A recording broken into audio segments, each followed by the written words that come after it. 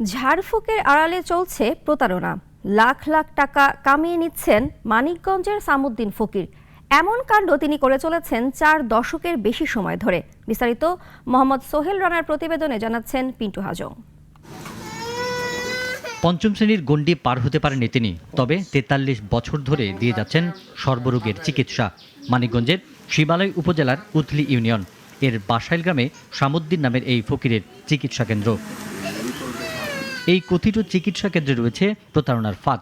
বিভিন্ন রোগের চিকিৎসার নামে মানুষকে ভুল তথ্য দিয়ে ঝাড়ফুঁক করেন সামুদ্দিন। হাতিয়ে নিচ্ছেন লাখ লাখ টাকা।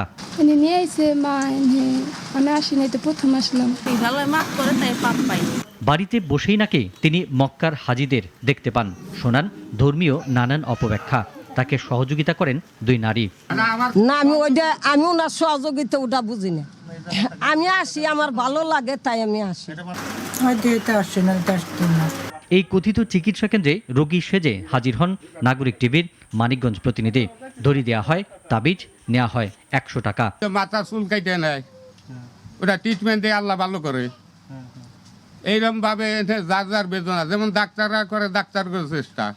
আমাকে কবরেজের লাইন, আমাকে লাইন মতন আমরা করি। এই ঝাড়ফুঁকের কোনো বৈজ্ঞানিক ভিত্তি নেই, তবুও এর নামে প্রতারণা চলছে। আমরা তো প্রশাসনিক তাকাই আছি, প্রশাসনিক দেখে না কেন, প্রশাসনিক ব্যবস্থা নেয় না কেন?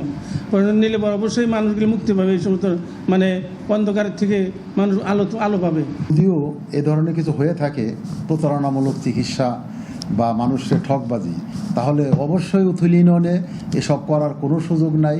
অবশ্যই সে আইনের আওতায় যাবে। তো আমরা আসলে আগে এটা শুনে নেই, আপনার মাধ্যমে শুনেছি। আমরা যথাযথ কর্তৃপক্ষকে অবহিতপূর্বক আমরা যথাযথ ব্যবস্থা গ্রহণ করব। কথিত চিকিৎসক সামুদ্দিন ফকিরের বিরুদ্ধে শিগগিরই প্রয়োজনীয় ব্যবস্থা নেবে প্রশাসন, আশা স্থানীয়দের। পিন্টু হাজং, নাগরিক।